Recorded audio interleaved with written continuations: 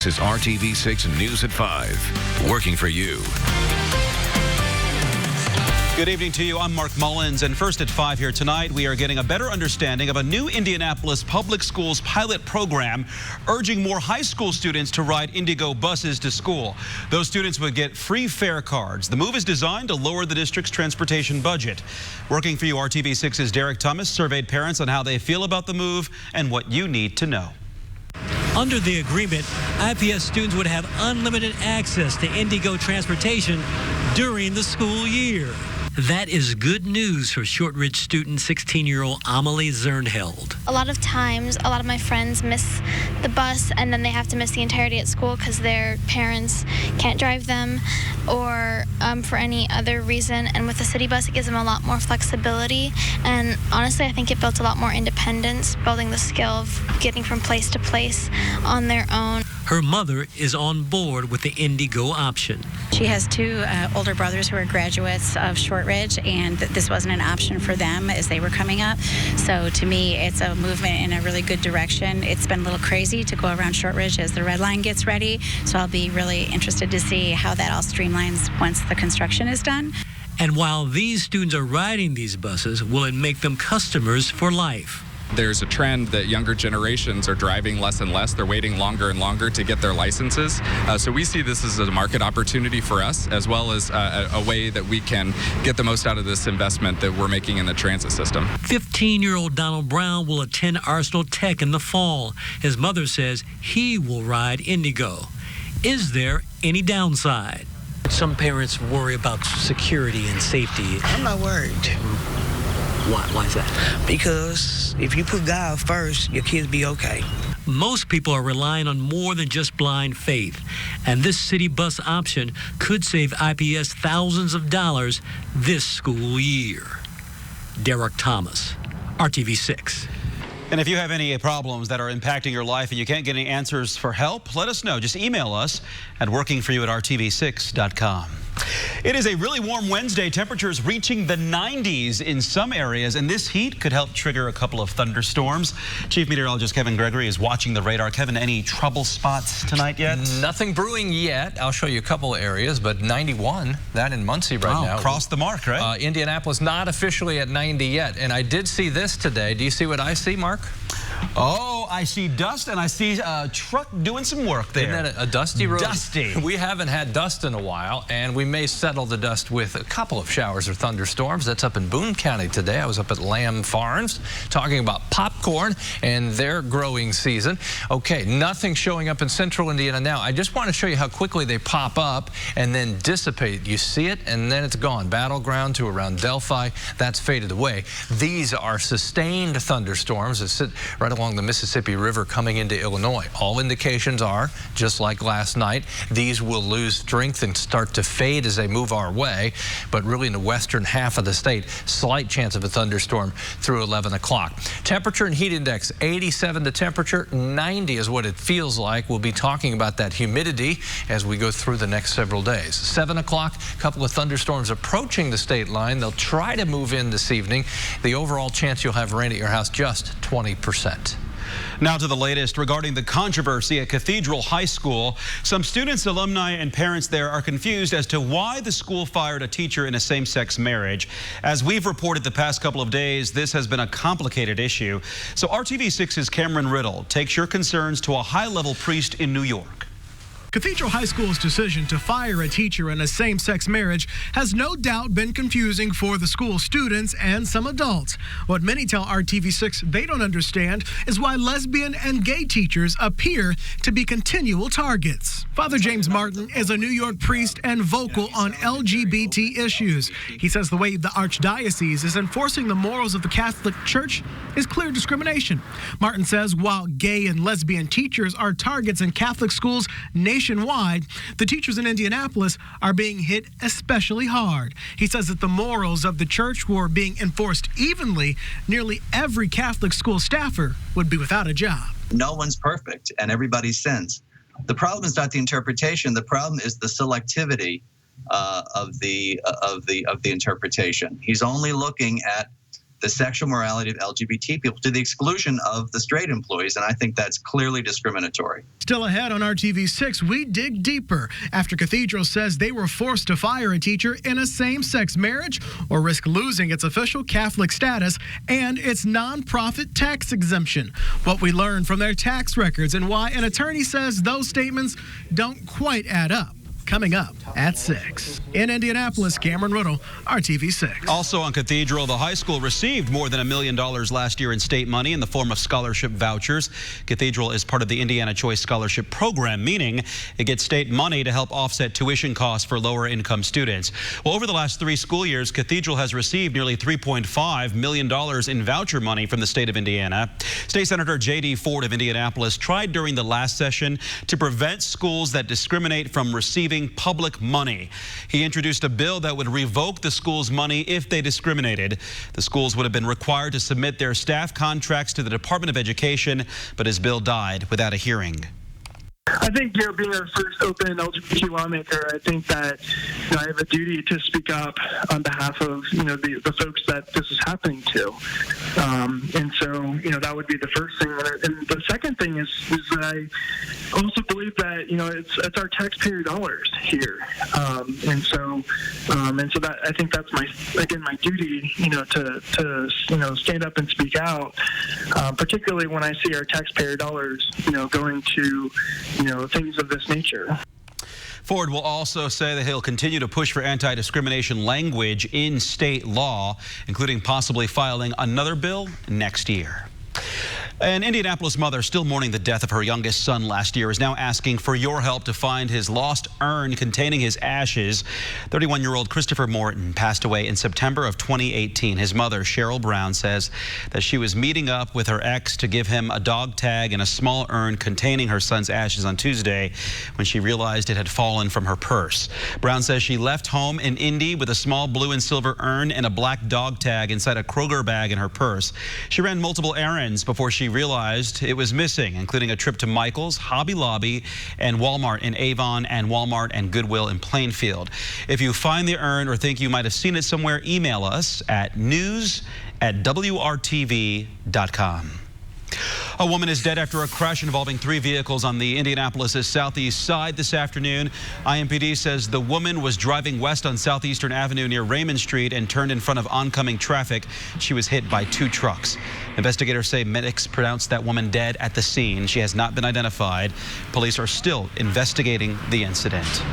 Nearly 24 people are facing charges across the state. The FBI says it's part of their Safe Streets operation.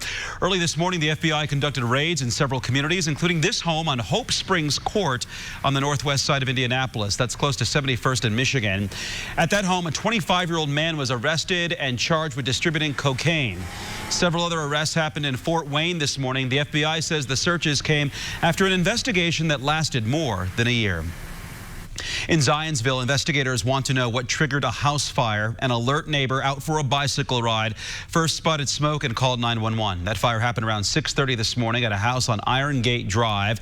It took just minutes for firefighters to arrive. They saw smoke and found the fire burning in the garage. No one was home at the time, and firefighters did manage to save this cat in the home. There's about $25,000 worth of damage to the home and the family's belongings. Congratulations tonight to the Colts mascot Blue. For the second time, the NFL named Blue its mascot of the year. The Colts tweeted out, "It's official, our mascot is better than your mascot. Congrats on taking home the hardware, Blue." And the Colts open up their preseason schedule against the Buffalo Bills on August 8th. The regular season starts a month later on September 8th. Congrats to Blue there.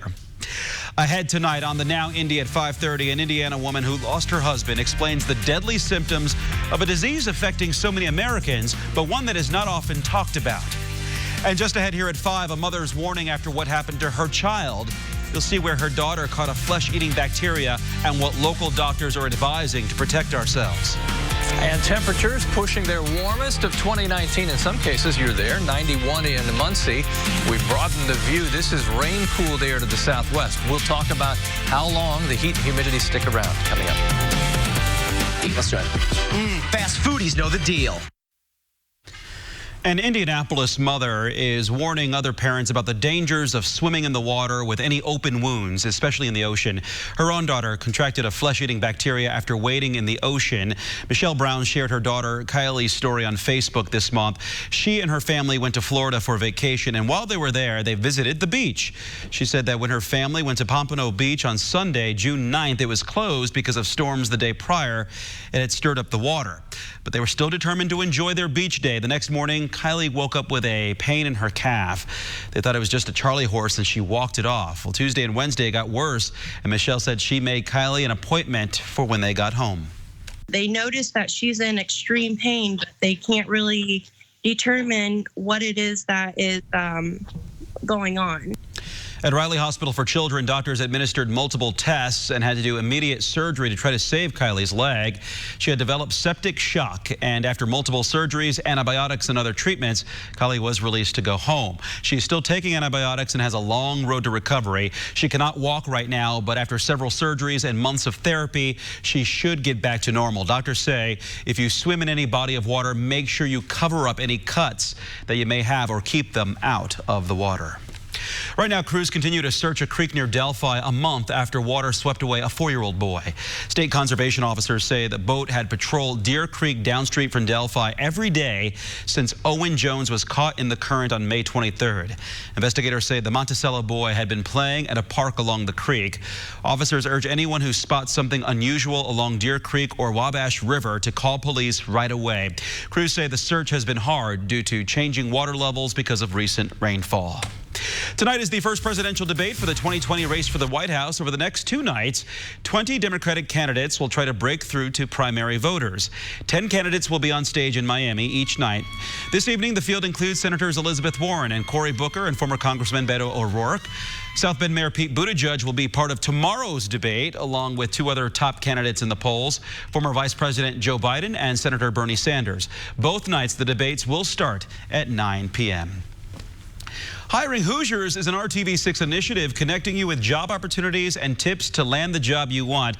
And tomorrow there will be a huge job fair for veterans in the Hoosier State. The Indianapolis Veterans Job Fair is happening at Lucas Oil Stadium from 11 in the morning until 3 p.m. Again, that's tomorrow. Many companies from different industries will be there looking to interview you and potentially make hires. To register for the job fair and to learn more about what you can expect, we have a link on hiringhoosiers.com. And Shark Tank is coming to Indianapolis. You can pitch your idea to producers at an open call on July 16th at Indianapolis Motor Speedway. Doors open at 6 a.m. For more information, you can go to theindychannel.com. Beth Chapman, who co-starred with her husband on the Dog the Bounty Hunter show, has died at the age of 51. A family spokesperson says Chapman died today in Hawaii after a nearly 2-year battle with cancer. Dog the Bounty Hunter followed the Chapman and her husband's exploits in apprehending people who have avoided arrest warrants. A health alert tonight. A very common chemical found in toothpaste could be linked to osteoporosis in women.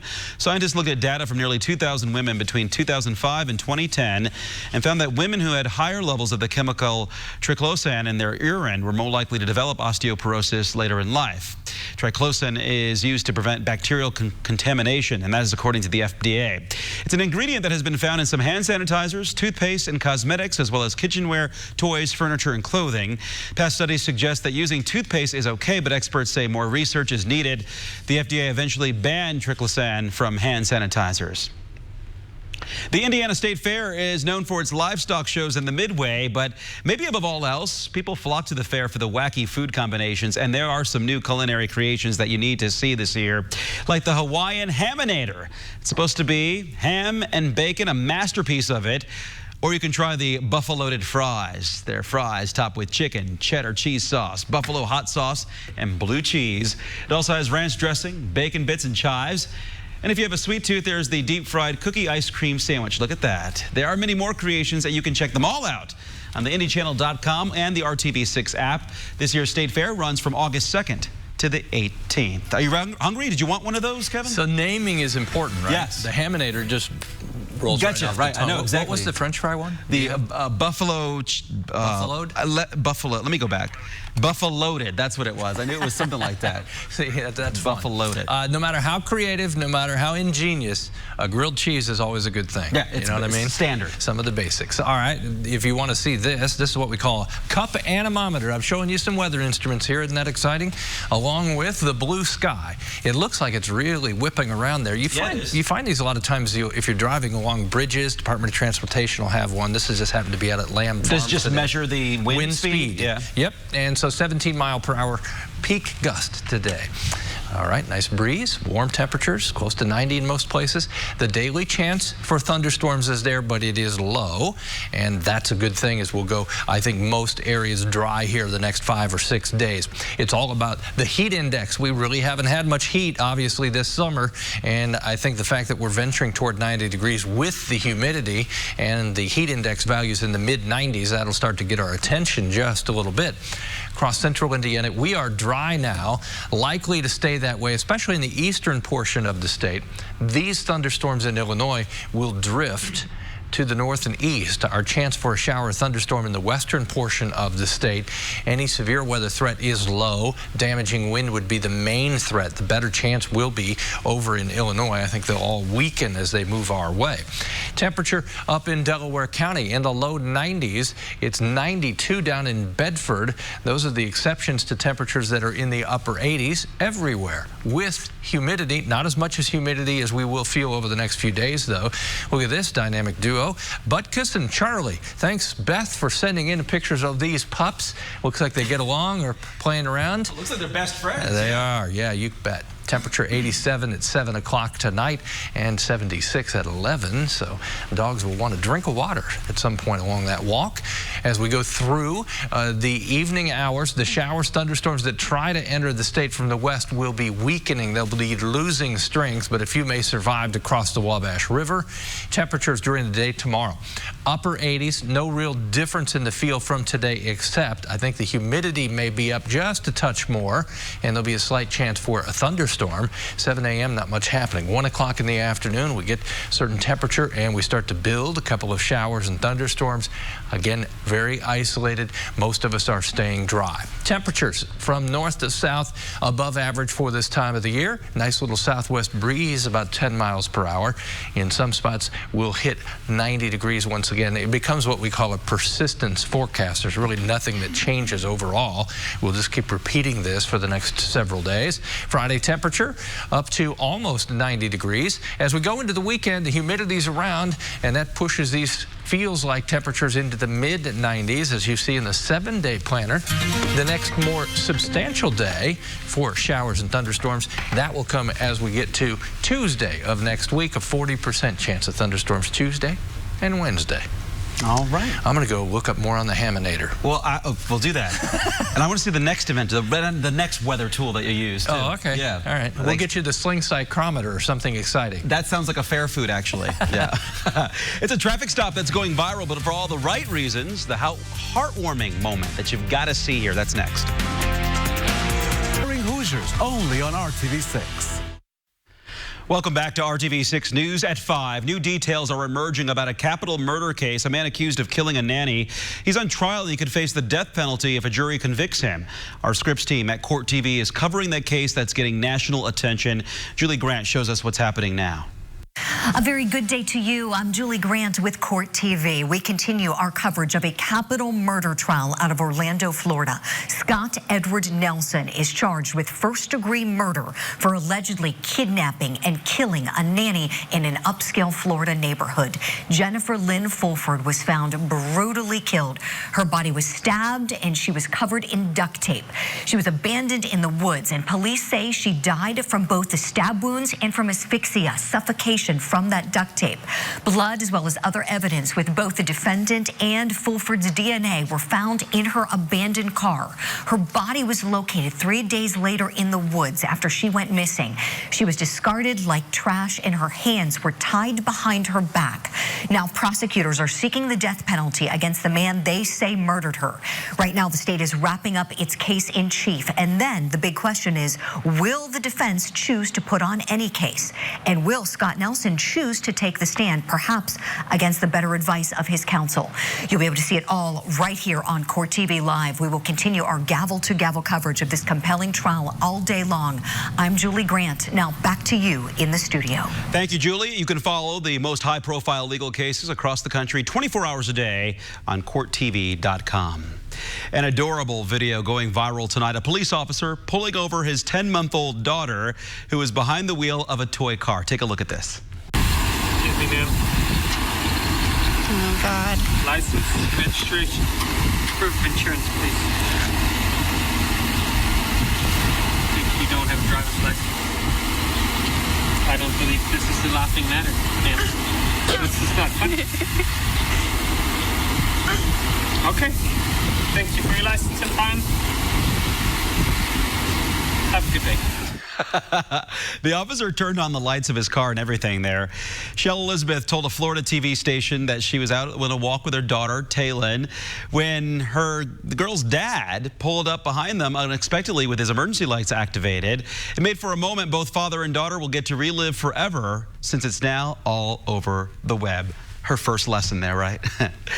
All new at 6 p.m. here on RTV6. It may seem like the cable guy is calling with a truly sweet deal for you, but you know the old saying, how to watch out for this offer that's just too good to be true. And up next on the Now India, doctor diagnosed with stage 4 pancreatic cancer. He opens up to our Scripps team about how he was diagnosed, with the hope that doctors are trained to have more compassion than what he went through. You're watching RTV6.